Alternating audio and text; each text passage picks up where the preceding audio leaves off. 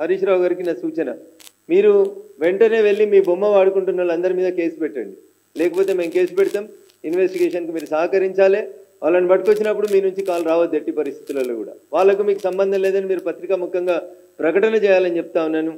నేను కూడా చాలా బాధపడతా ఉన్నాను. మొదటిసారి మా దుబ్బాకకు వచ్చి మా దుబ్బాక చేనేతల సమస్యలు విన్న మంత్రి గారిని ఇంత దారుణంగా ట్రోల్ చేయాల్సినటువంటి అవసరం లేదు. మీకు చేతనైతే కాంగ్రెస్ పార్టీని సిద్ధాంతపరంగా ఎదుర్కోండి, తప్పు చేస్తే విమర్శించండి, రాజకీయంగా ఎదుర్కోండి, రేపు చేతనైతే ఎలక్షన్లలో పోటీ చేసి గెలవండి. అంతేగాని వ్యక్తుల వ్యక్తిత్వ హననానికి పాల్పడి ఇంకా దానికి మమ్మల్ని తిట్టిరు కాబట్టి మిమ్మల్ని తిట్టినాం, వెనకటికి మా కవిత పోయినప్పుడు తిట్టలేదా, మా కవిత పోయినప్పుడు పెట్టలేదా అని సమర్థించుకునేటువంటి కామెంట్స్ పెట్టేటువంటి మిత్రులకి నేను దయచేసి చెప్తా ఉన్నా, అమ్మకి ఆలికి మధ్యన తేడా తెలియనంత సంస్కారహీనంగా బిహేవ్ చేయొద్దు.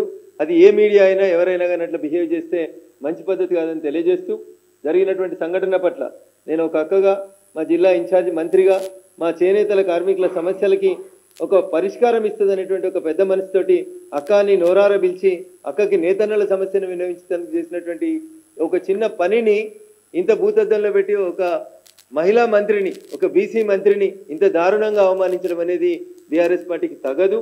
ఇట్లాంటి తప్పుడు పనులు చేసే గతంలో మీరు ఇప్పటికే శిక్ష అనుభవిస్తున్నారని నేను అనుకుంటా ఉన్నా. ఇంకా ఇట్లాంటి పిచ్చి పనులు చేస్తే ఆ మిగిలినవి కూడా మిగిలాయి. మీకు ఎట్లాగో మహిళల్ని గౌరవించే సంస్కారం లేదనేది మీ మొదటి క్యాబినెట్లోనే తెలిసిపోయింది. తొలి తెలంగాణ క్యాబినెట్లో ఒక మహిళని తీసుకోలేదు మీరు.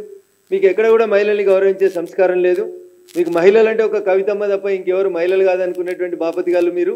ఇప్పటికైనా మారుండ్రి. ప్రతిపక్షంలోకి వచ్చినాకనైనా భగవంతుడు మీకు మంచి బుద్ధి ప్రసాదించాలని, సాటి మహిళల్లో ఓ తల్లిని ఓ చెల్లెని చూసే సంస్కారాన్ని ఆ భగవంతుడు మీకు ప్రసాదించాలి, మీ నాయకులకు ప్రసాదించాలని చెప్పి ఈ సందర్భంగా తెలియజేస్తూ, మరొకసారి నా వల్ల కలిగినటువంటి అసౌకర్యానికి మా జిల్లా ఇన్ఛార్జ్ మంత్రి గౌరవనీయురాలు శ్రీమతి కొండా సురేఖ గారికి కలిగినటువంటి అసౌకర్యం పట్ల విచారాన్ని వ్యక్తం చేస్తూ, అక్క భవిష్యత్తులో ఇట్లాంటి పొరపాట్లు చేసేటువంటి వెధవలు ఎంతటి వాళ్ళైనా అటు పార్టీ పరంగా ఇటు చట్ట ప్రకారంగా మీకు అండగా నిలబడతాం.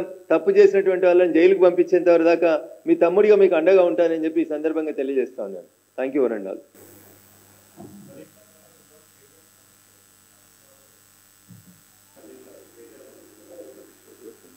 హరీష్ రావు గారు కూడా స్పష్టంగా చెప్పాల్సింది, ఆ అకౌంట్ మాది కాదు, లేదా టీఆర్ఎస్ పార్టీకి సంబంధం లేదు, నా ఫోటో వాడుకొని కొంతమంది వ్యక్తులు తప్పుడుగా పెడతా ఉన్నారు, వాళ్ళ మీద చట్ట ప్రకారం చర్యలు తీసుకుంటా అని మాట్లాడి ఉంటే హరీష్ రావు గారికి ఇంకొంచెం గౌరవం పెరిగేది.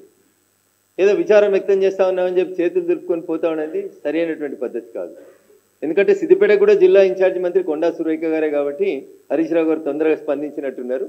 కానీ కేటీఆర్ గారికి అర్థం కావాల్సింది ఏంటంటే, సిరిసిల్లలో మెజారిటీ ఓట్లు నేతన్నలే ఉంటాయి. దుబ్బాక, సిరిసిల్ల ఈ ప్రాంతం అంతా 5 మీటర్ల చీరని అగ్గిపెట్టెలో పెట్టినటువంటి నేతన్నలు ఉన్నటువంటి గడ్డ అది దుబ్బాక అయినా సిరిసిల్ల అయినా. ఆ గడ్డ మీద ఆ వర్గానికి సంబంధించినటువంటి ప్రజల ఓట్లతో గెలిచినటువంటి కేటీఆర్ గారు ఇంకా స్పందించకపోవడం అనేది పూర్తిగా వారి అహంకారాన్ని సూచిస్తుంది. నేను సిరిసిల్లకు వచ్చినప్పుడు సిరిసిల్ల నేతన్నలకి నేను సవినయంగా చేసేటువంటి అప్పీల్, మీ ఆడబిడ్డను అవమానించినటువంటి వ్యక్తి మీ గడ్డకు వచ్చినప్పుడు తప్పకుండా తగు రీతిలో బుద్ధి చెప్పాలని మా సిరిసిల్ల నేతన్నలకి సవినయంగా నేను ఈ సందర్భంగా అప్పీల్ చేస్తాను.